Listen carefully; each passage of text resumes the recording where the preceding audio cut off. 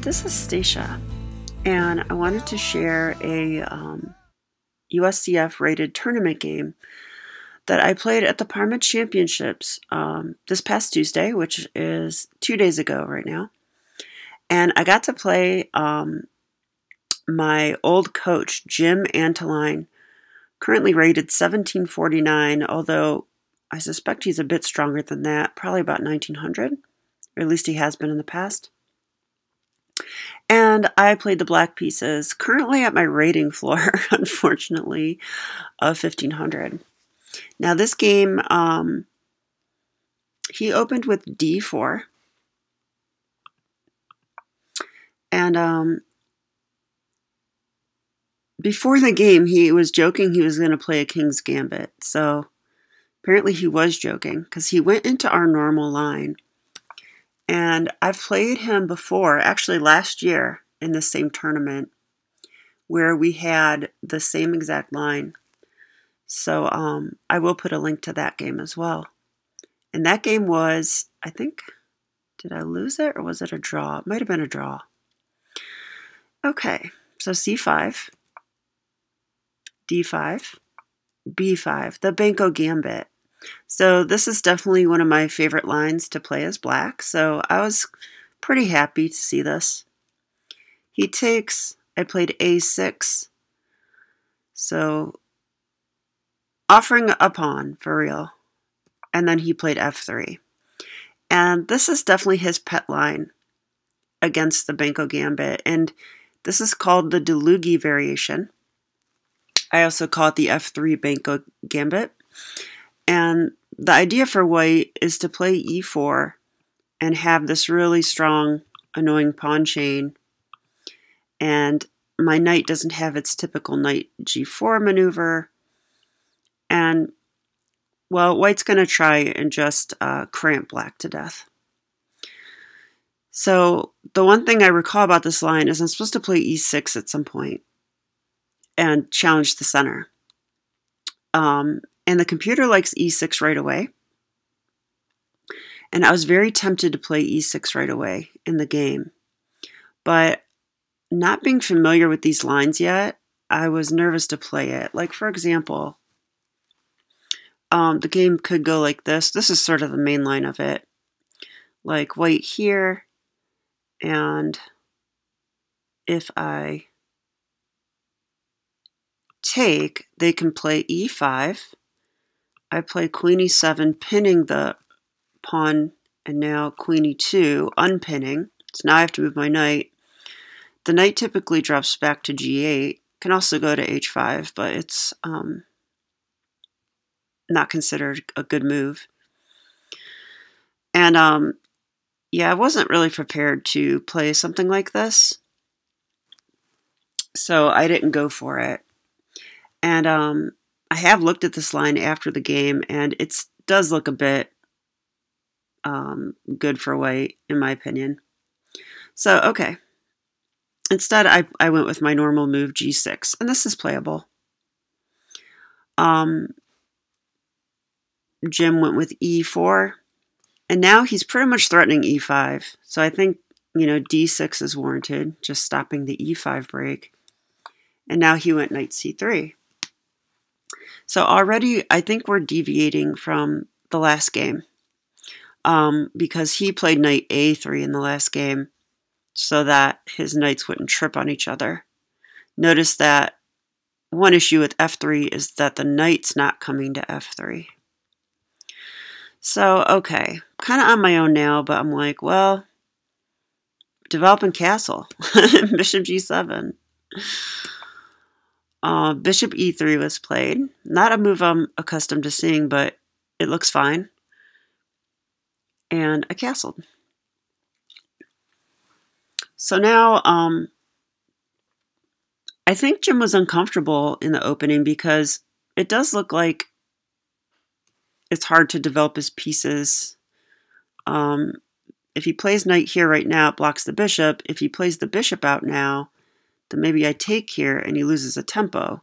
You know, so like, I think he's a little uncomfortable.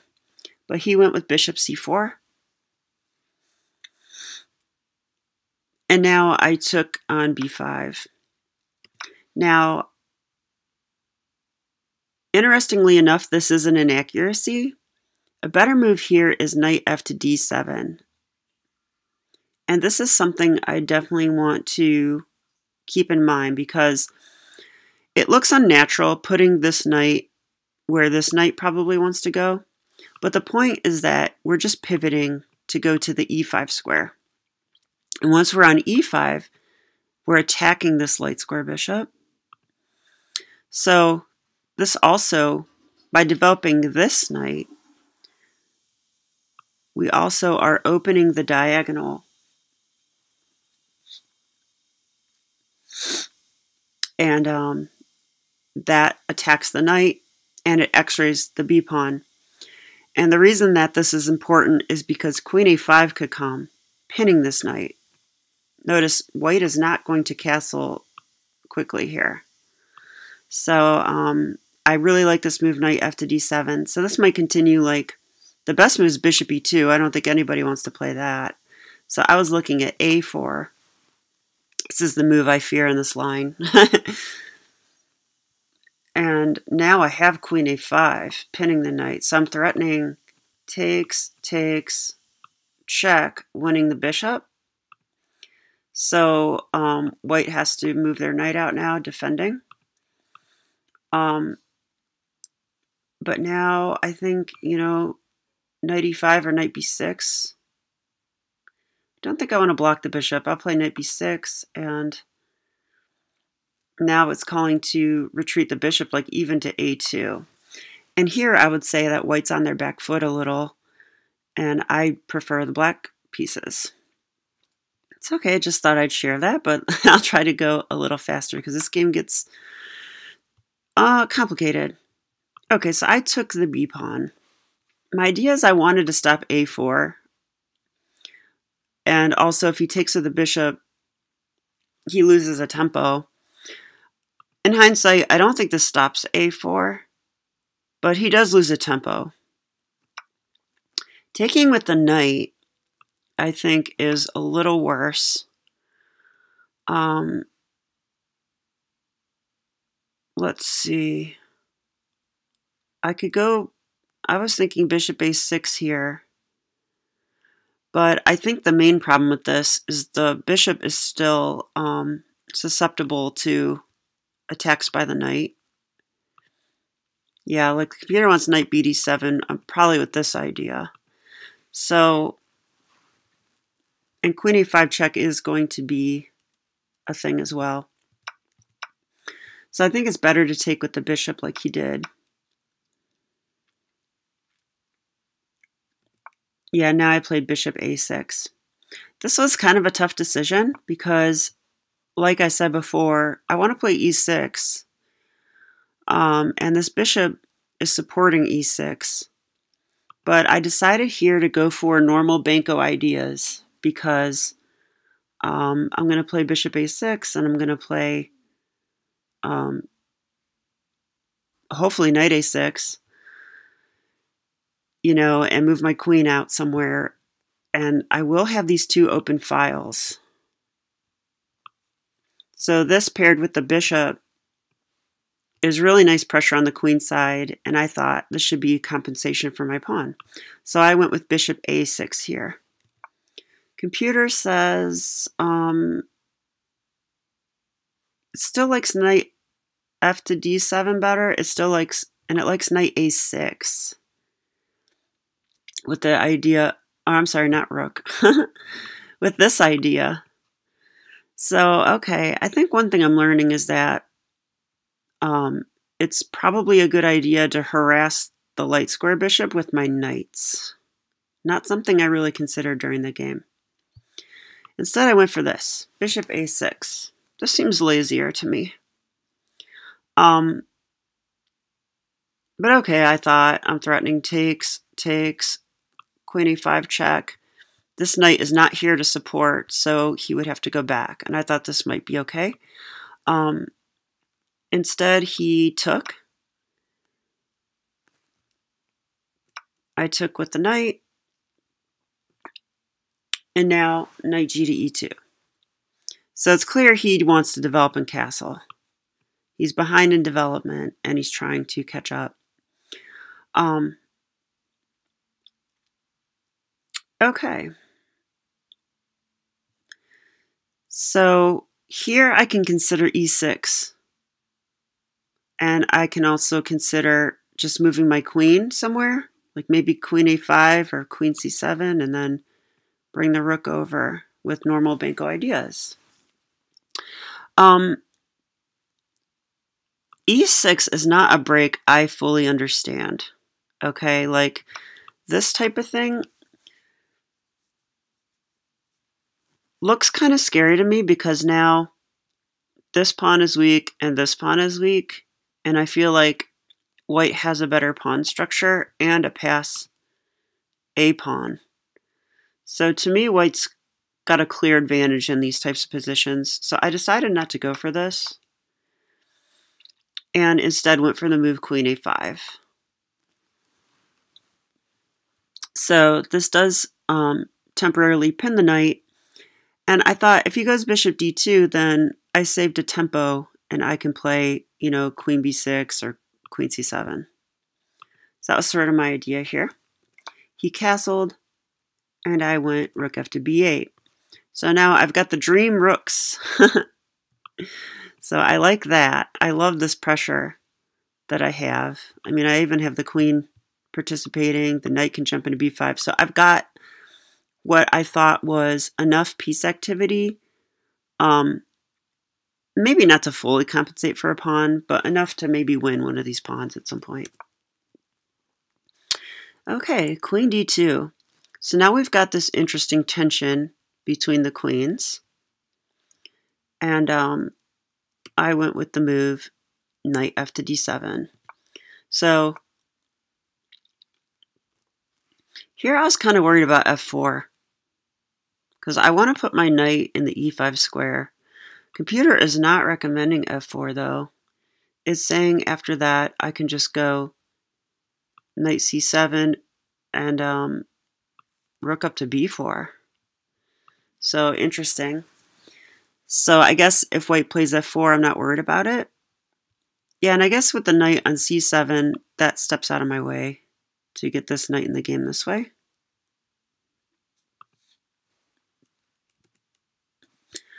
But in the game, he didn't play f4. He played a very interesting, but probably a bad move, knight to c1.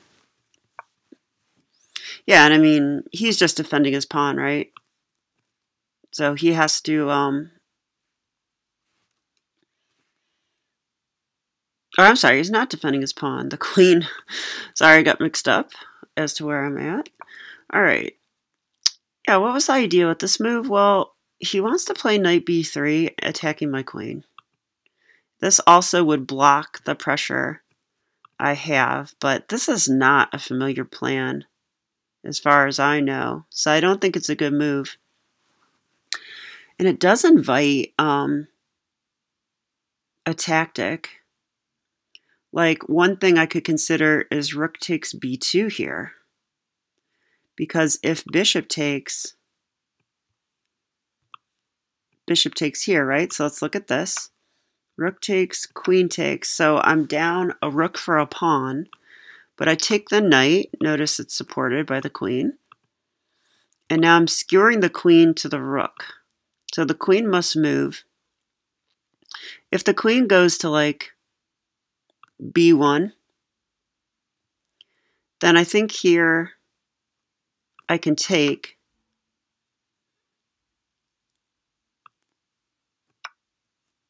And if bishop h6, oh, I'm sorry, it's black's turn. So let's say knight b4 maybe. And if bishop h6,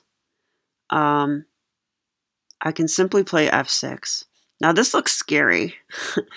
And when I saw this line in my head, I actually thought that white had enough compensation on the dark squares, because I didn't really see this move f6, and that's not a move I typically like to play. But I guess it's good here. According to the engine, black's basically winning, like almost minus 0.2, or almost minus 2. So, okay. And the other thing is I'm glad I didn't do this because, okay, knight c1, because after rook takes, queen takes, and bishop takes with the skewer, white actually has this move, queen c7, or queen b7 rather, attacking my rook and my knight. So that's pretty annoying. I think the only way to defend is queen d8. Knight c7 is also a move, but all of this is, yeah, now he gets out, and he's doubled. So, I don't know. Computer is saying this position is equal. I do have knight b4, interfering with the connection between the rook and the queen. But, yeah, I don't know. This isn't what black was hoping for when they took on b2. So, okay. So after knight c1, I played the move queen c7. So this is a mistake. Better here is to play knight e5. And black's actually slightly better here. I was being prophylactic about knight to b3, but is this really a problem? Not really. I can just go queen b4. Just move my queen. My queen's still annoying here. Well placed. So, and I am threatening this next. So I think I sort of misstepped with this queen retreat. Something that I have often done in the past as well. But the game's not lost. It's just not a great move. I would call it my first real mistake of the game. Okay. And now he played knight d3.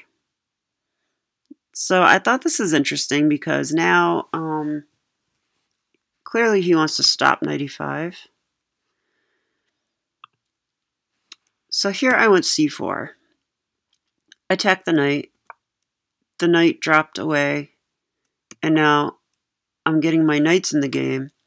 And my plan is to occupy this d3 square, which is a common theme in the Benko Gambit. And I figured if I can get there, then I have pretty good pressure on this weakness here. So he brought his rook over in anticipation. And now I wanted to play knight e5, but I was worried about this next move. So knight e5, bishop d4. And if I do occupy this square, you know, he can take and we trade. I lose my dark square bishop. It gets traded. I looked for other plans and didn't really see one. Computer is saying rook b4 is a move. Pretty interesting. I'd be scared about, you know, this. So let's see. If we play rook b4, can white punish that somehow? I guess there's no discoveries because here or here, we just take it. And I don't see any other good moves. If the knight drops away, we can probably just double, right? Yeah. It's saying doubling this way is better, but this is also fine. So rook b4, interesting idea. I think it's just a move to double. And if this move, I'm assuming we go here. That looks pretty desirable. Yeah, rook b3. So now we've stopped the pawns with this little rook wedge. Okay, so lots of ideas. I hope you're enjoying this. I'm going a little more deeper in the analysis than I normally would. I didn't see a better plan, so I played knight e5, allowing this move, bishop d4. And now I hopped in. Now, it's actually not easy to decide which knight. I chose this one for imprecise reasons. I thought he has to be careful because if he takes this way, I will take here with check. And now black's winning. So he would have to take my bishop first. And here I was really hoping I'd have something crazy with this knight, but I really don't. I have to just take here. So what happens if I jump in with the other knight? If I go this way, computer likes it better, but I'm not entirely sure why. If I take here, I thought this might transpose, but computer actually does like this move. Take with a pawn. Okay, I don't understand this because it's supported by the knight, which can get kicked by f4.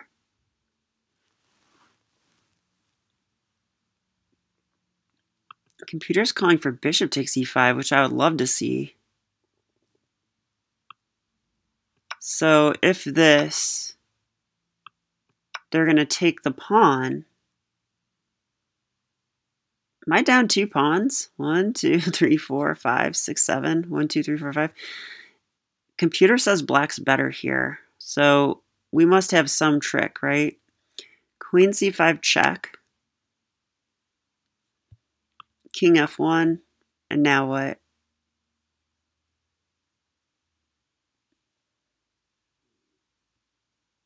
Well, we get this.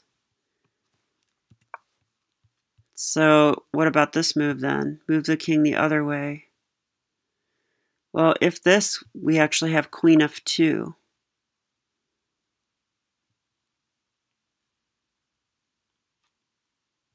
So we're attacking this actually. Knight e2 defends because now there's interference.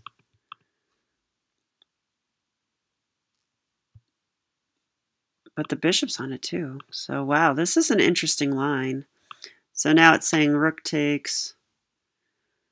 And this is bad, right?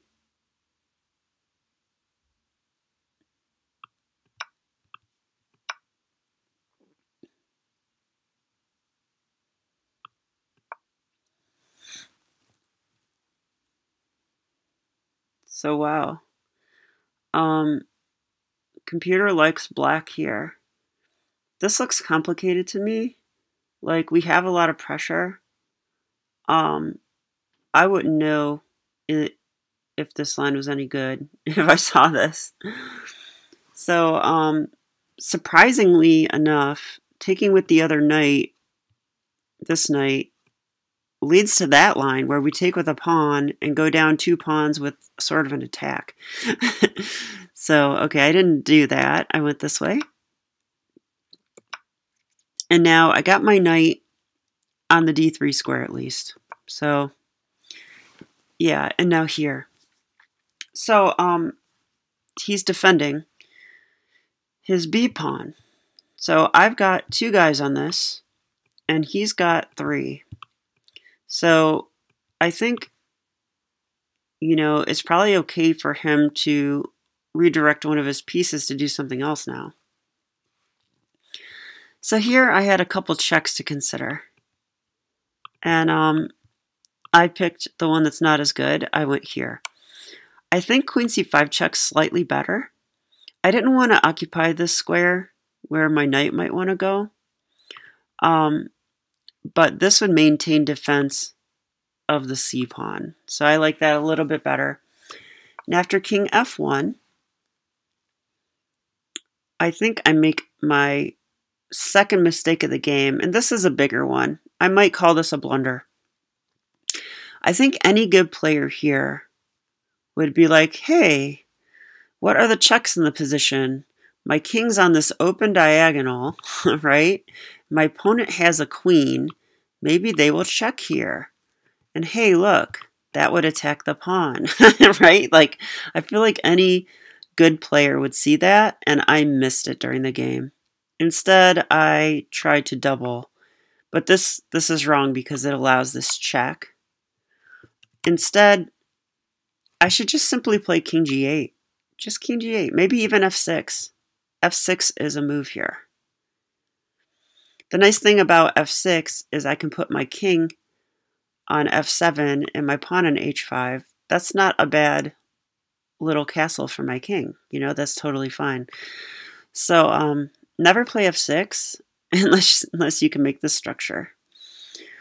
Yeah, but instead I made this mistake. So, okay, I need to be aware of checks. Something I'm learning. Need to always watch for checks and captures. And this is pretty straightforward check. And I don't even have knight e5 because f4. And my knight would be pinned and lost. So here, I really didn't have a choice but to just play f6 or king g8. I went with king g8.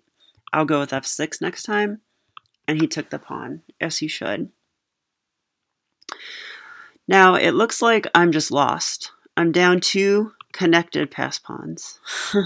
Not ideal. But I do have really active pieces. Okay, they're all very, very active. So I thought, okay, time to play for tricks. And I played on with that in mind. Starting with knight e5, forcing the queen to move. Now, interestingly enough, there's not a lot of good squares for the queen. If the queen stays on this file, I can play rook c7, which might be annoying. And if the queen goes here, I take it. There's no squares available this way or this way. So the queen has to basically retreat to e2.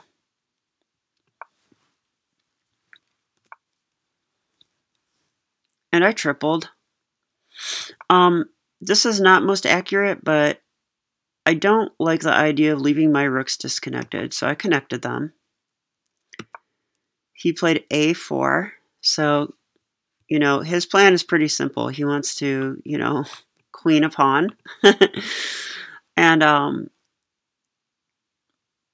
I played the move queen d4.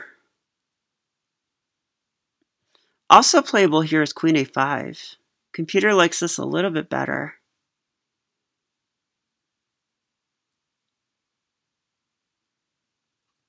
If queen a5, I thought, you cannot advance this pawn because I have too much pressure. So I guess queen a5 is good for that reason. But I went queen d4. Centralize your queen, right? Pretty common principle. And I had sneaky intentions. I want to get my knight in here and be annoying. Okay, so knight to c3. He wants to get his knight off the back row. He also wants to get into the b5 square. This would sort of nullify my rooks. But I played knight c4. Now here there is a tactic that I saw. This could be considered. Queen takes c3. Now, unfortunately, I didn't see this, even though it actually is good. I didn't see why it's good. I saw queen takes knight, pawn takes, rook takes check, rook takes check, rook takes forced, rook takes check, king f2.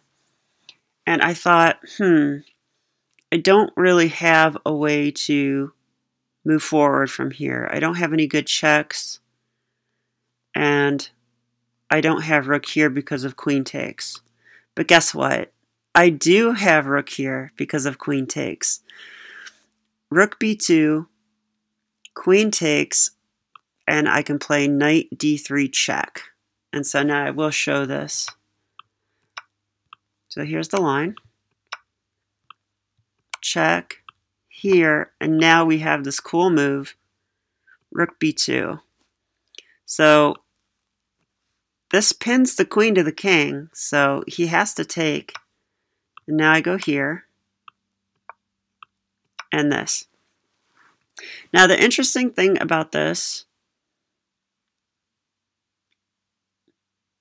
I was going to say that it might still be a draw, but the computer's saying it's totally winning, so wow. I'd still be nervous though, because you know, a5. To see that whole line in my head and then see this position and figure out if I could stop these pawns, that would take some time, which I probably didn't have at that point in the game. So I'm not going to beat myself up for not going for that. But it's a very interesting line, very precise way to play, is to sack the queen like that. Instead, I played just actively with knight c4, and I have a threat. Okay, he goes knight b5. So allowing this check if I want it. And here I kind of felt like I got back in the game.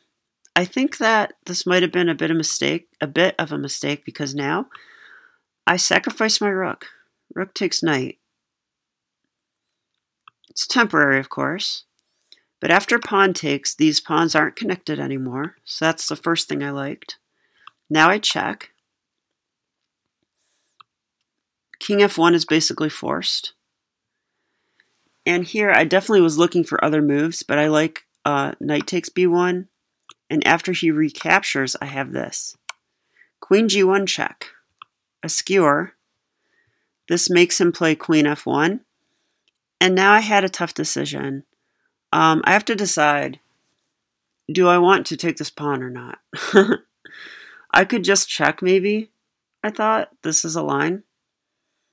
And I could also just take the queen, and after takes, take a pawn, and play this ending. So let's look at these lines.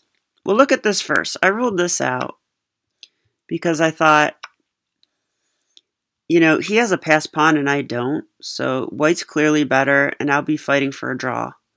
Computer says this is kind of winning for white, so I'm glad I didn't go for that one. If I play queen e3 check, which I did not in the game, I thought he'd probably just go here.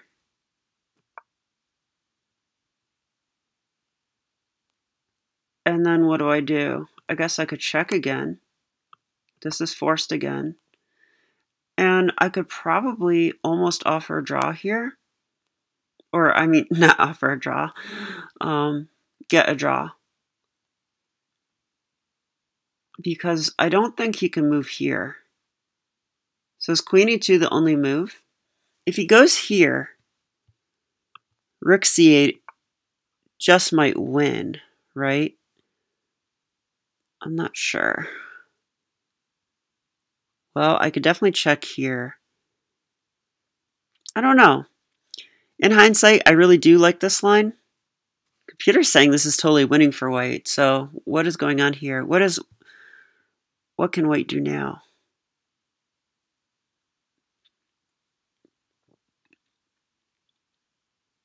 If queen e2, I check here again.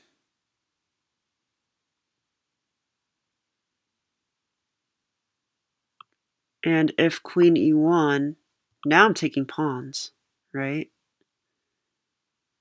Yeah, now I'm taking pawns. Okay. So he cannot play that way. So this would be a forced draw. But this is a little more ambitious. Queen takes h2 is saying, hey, now I have a majority and I have something going on too. I have some counterplay. So I did play here in the game. More ambitious, but problem was I was down on the clock. And I know this video is really long, so I will actually go fairly quickly in the next few moves. I also didn't have as much time. Okay. So after, let's see. After queen takes h2, he went rook c1. I didn't grab the pawn yet. I can't, actually. Queen e2, and I played e6. Not the best move, but my idea was I want to get my queen back in the game. I can't really get to these squares too easy. Well, I guess I could right now.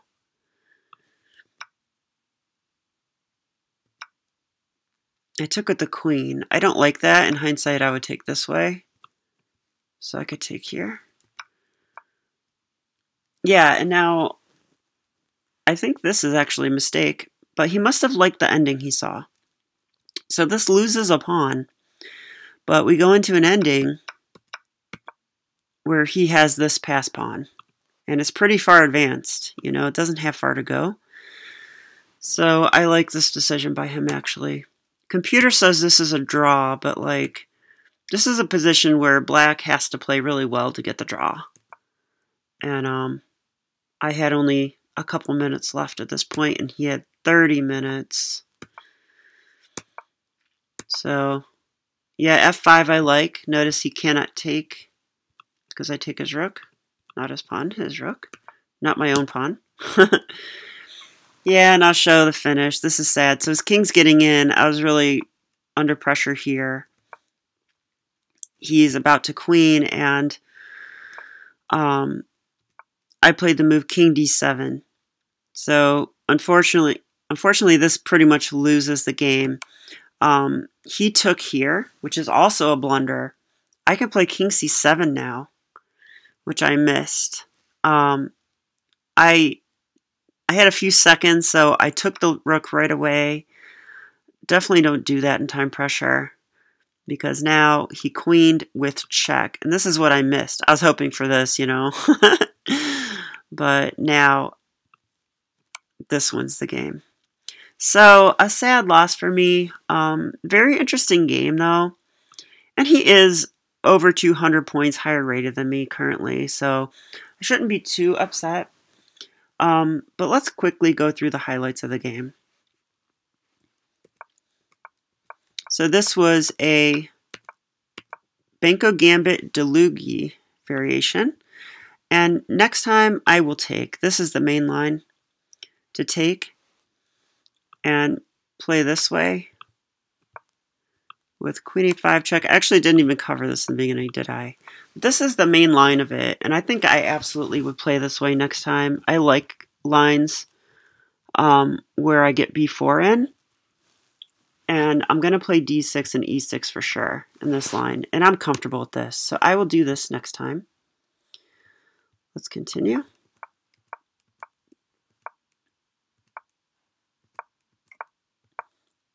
Yeah, another highlight. When the bishop comes to c4, instead of taking, I should try to harass the bishop with my knights. So this kind of stuff. And again here, a better move would be knight e8. Computer wants to harass the bishop some more. Okay, but here, I actually like the pressure I got for the pawn. Yeah, queen c7. So, all right, so this is a moment in the game where I need to find a more active continuation. I don't think you can go down a pawn and then play queen c7. So yeah, knight e5, knight b6, and even rook takes b2 needs a harder look than what I did in the game. All right, and I actually don't mind this part. There's that crazy line with this knight and pawn takes. I'll consider stuff like that more closely in the future. But I feel like, yeah, this is my big mistake of the game. Any good player would see this. Any good player would see this. So, yes, I'm going to beat myself up over that. I need to watch for checks. As soon as my king went to g7, I should be looking for checks down the diagonal. So, okay. That was definitely a critical moment. Although I'm pretty proud of this move. It's kind of forced, to be honest, but still, I calculated this all pretty well, and in hindsight, this is a better move. So I thought it was a forced draw. I tried to be more ambitious, but this actually is just a better move. So yeah, and then misplaying this ending. But due to time pressure. So there you go. Yeah, and I fell victim to rook takes d6, and unfortunately I took it, not even realizing I could just go here, and I'm attacking the pawn. That'd have been much better. That allows this, and at least I'm still fighting. So there you go. I hope you enjoyed this analysis, and have a great day. Thanks.